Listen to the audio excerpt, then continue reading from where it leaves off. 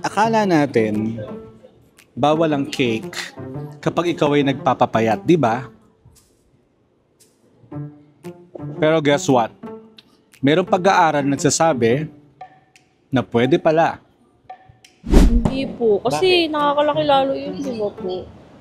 So anong dapat gawin pag nagda-diet? Bawas kanin. Yung mga sweet po. Gaya ng mga dessert, parang ice cream or chocolate. Nakapag-diet ka na ba? Hindi po, kasi buntis po ako ngayon.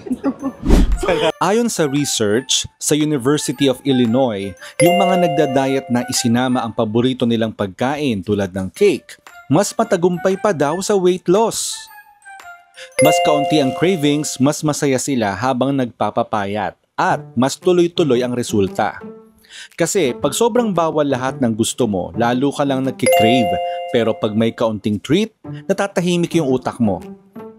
Ang sikreto, balance. Hindi sobra ha, hindi bawal lahat. Pwede ang cake basta may disiplina. Mas masaya ka, mas hindi mo nararamdaman na diet ka, kaya mas sustainable. Kaya wag po kayong matakot sa cake. Pwede naman daw po pala yan sa diet.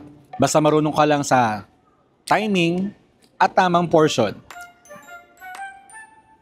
Sana may natutuhan kayo at laging tatandaan, mapalad po ang tao na nakakasumpo ng karunungan at ang tao na nagtatamo ng kaunawaan.